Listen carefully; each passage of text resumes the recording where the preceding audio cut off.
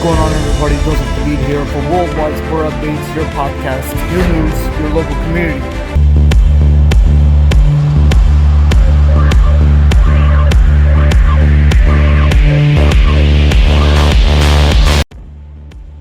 Hello, everybody. Good morning. Thank you for joining us. It is Friday, November 25th, 2022. It is Black Friday shopping, and ladies and gentlemen, it's the day after Thanksgiving. And happy Thanksgiving to everybody across the world and country, and hopefully everybody had a great one. It is now back to reality nonetheless, and everybody's getting prepared for their shopping as of this morning. Again, ladies and gentlemen, this is Worldwide Sport Updates, your podcast, your sports, your news, your local community. Your host, Joey Hadid here. And ladies and gentlemen, hopefully everybody had a great week and ready for this upcoming weekend nonetheless. And we're going to recap what transpired after this horrific long week that occurred. And we're also glad to say TGIF nonetheless.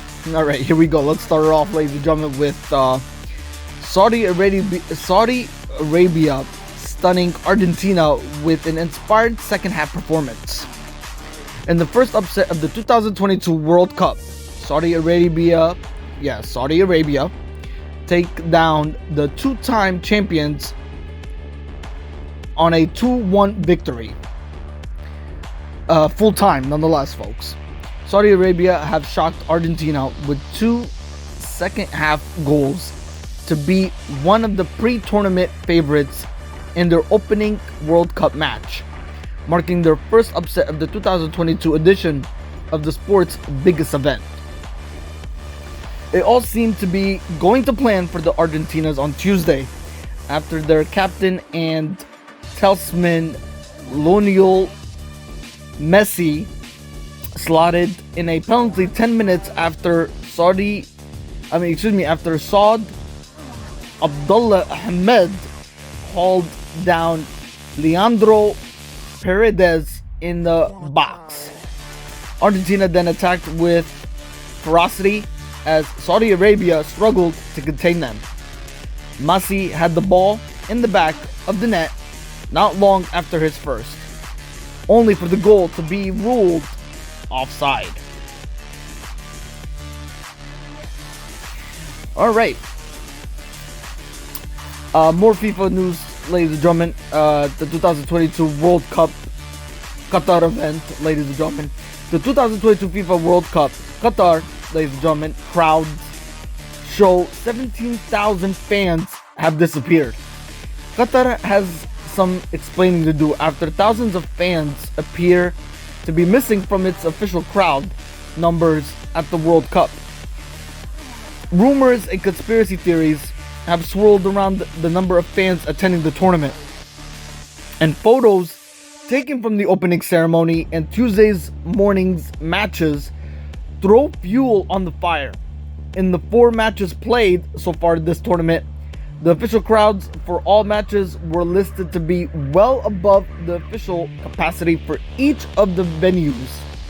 Photos taken of the grandstands during the middle of the matches have also shown thousands of missing fans. Not a good look for the 2022 World Cup Qatar event. Very disappointing. Alright, ladies and gentlemen, why is the NFL's big streaming deal is going into overtime? So, ladies and gentlemen, the question is, why is the NFL's big streaming deal going into overtime? Roger Goodell, the National Football League's commissioner, flew to Sun Valley, Idaho this summer for Allen and Company's annual media conference. Confident, ladies and gentlemen, that the NFL was close to announcing its latest blockbuster TV rights deal. But nearly 5 months later, the league is still looking for a technology or media company willing to replace DirecTV as the rights holder for Sunday Ticket, which allows fans to watch every NFL game, not just those broadcast in their region. The negotiations are now expected to extend into next year, according to 5 people familiar with the talks. So it looks like the NFL is trying to come up with another endorsement deal besides DirecTV. So how exciting is that for the fans if NFL decides to be expanding for all fans to interact and watching the NFL games, which is pretty awesome in my book, nonetheless. All right. Well, in my opinion, too. All right. Ladies and gentlemen, the Giants emerge as the potential suitor for Japanese ace Senga. The Giants prefer to play it close to the vest when it comes to the free agent pursuits, but they may have given an unintentional hint about one of their pitching targets earlier this month. Eagle-eyed reporter Mark DeLucci, the managing editor at Giants Baseball Insider, happened to be driving through San Francisco on November 12th when he spotted a graphic of Japanese right-hander Koji Senga and his number 41 flashing on the Oracle Park scoreboard. So yes, the San Francisco Giants are looking for a Japanese potential suitor, which is pretty good because, I mean, ladies and gentlemen, we already know Shohei Ohtani's potential with the Los Angeles Angels. So for the Giants to potentially look for a potential suitor in a Japanese candidate is pretty awesome for them to bring him in, if, you know, they decide to, you know, give him a good contract. And will he be able to pursue it too? It all comes down to the money, folks, and what is he looking for. So we'll see how it goes. So pretty awesome stuff, though. All right. The Devils, ladies and gentlemen, the New Jersey Devils seek their franchise record 14th straight win. But unfortunately, ladies and gentlemen, that 14th straight win, I believe, did come to an end. So the New Jersey Devils, they look to establish a franchise record with their 14th straight victory when they host the Toronto Maple Leafs at Prudential Center, 7 o'clock p.m. Eastern Time.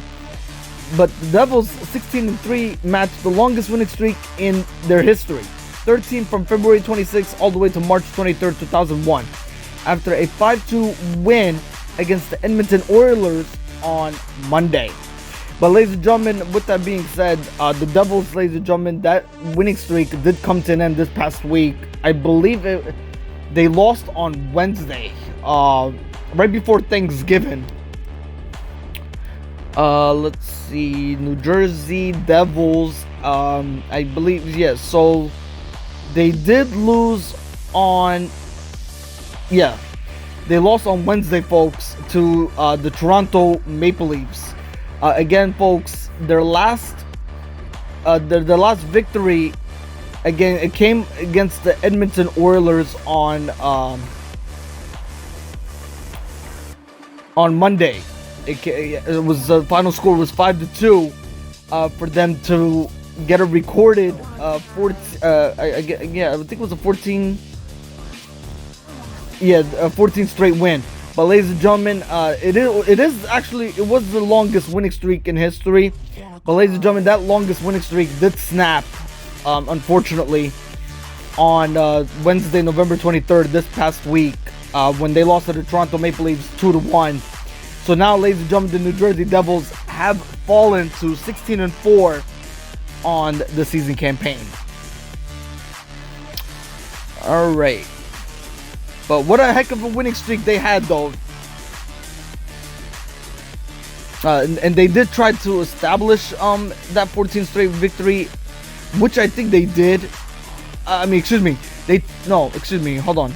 They tried, ladies and gentlemen, to establish a franchise record with their 14th straight victory against the Toronto Maple Leafs on Wednesday, but they failed to do so after the Devils lost to Toronto, ladies and gentlemen, 2-1 the final score. So again, so basically what I'm trying to say, folks, is that the Toronto Maple Leafs snapped the New Jersey Devils 13-game winning streak, and they couldn't accomplish number 14 this past Wednesday.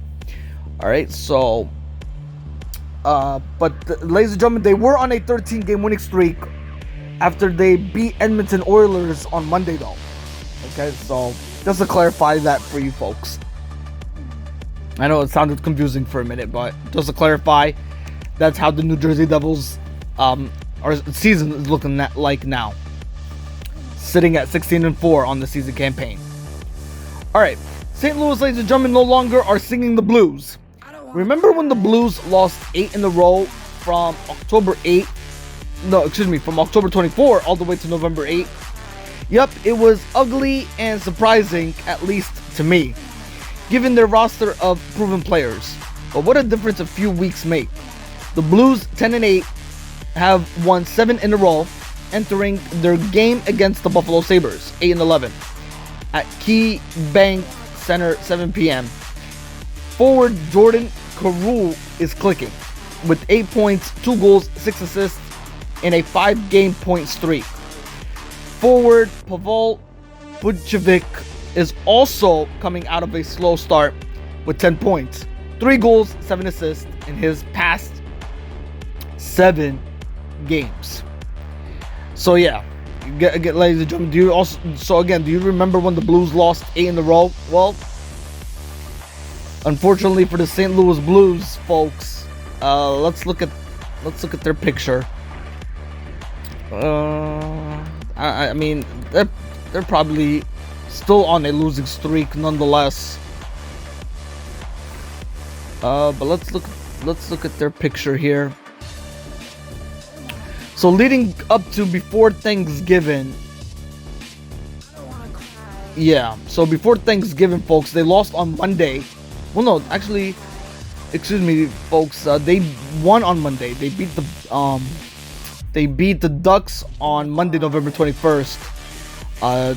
They beat the Bucks 3-1, and then on Wednesday, November 23rd, the Sabres beat the Blues 6-2.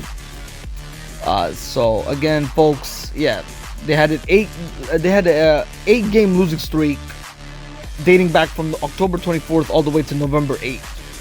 So again, yeah, they're not singing the blues like I mentioned, folks. All right. But again, folks, again, to clarify this, after the St. Louis, ladies and gentlemen, were no longer singing the blues. Again, they lost 8 in a row from October 24th to November 8th. But then, ladies and gentlemen, the Blues then all of a sudden have won 7 in a row, entering that game that I mentioned, folks, against Buffalo Sabres. And then they lost to the Buffalo Sabres, ladies and gentlemen, 6-2 was the final score. So I guess their 7-game winning streak definitely did come to an end before Thanksgiving. Just to clarify that. Alright. Good stuff. Alright, ladies and gentlemen, Anthony Davis makes NBA history with another massive performance. But it's not enough as Lakers fall to the Suns. Anthony Davis, ladies and gentlemen, has been the answer for the Los Angeles Lakers. That lately they've been on a winning streak a little bit, but they've been falling a few times. So Anthony Davis has been a monster of late for the Lakers, as we mentioned, who were riding a 3-game winning streak coming into Phoenix Tuesday night this past week. The winning streak ended with a 115-105 loss to the Phoenix Suns, as I mentioned. But Davis' run of dominance continued with a stat line you have to see to believe. 37 points, 21 rebounds, 5 steals, and 5 blocks. Since the blocks and steals became an official stat in the year 1973, Davis is the only player to put up that line. How incredible is that for Anthony Davis, though? And he's pretty much the answer right now. If the Lakers are intended on saving their season and trying to get above 500, nonetheless. All right, ladies and gentlemen, Apple. Here's some interesting news here. Apple is interested in $6 billion Man Utd takeover that would make the club richest in the world. Apple are interested in a $6 billion takeover of Manchester United in a deal that would make the Red Devils the richest club in the world. The California-based firm are the largest tech company in the world and could be set to add United to their portfolio as they weigh up whether or not to buy out the Glazers. Alright, ladies and gentlemen, that's all for this week. I will see you next Friday's recorded podcast. Till then, hit the like button, subscribe, share it out.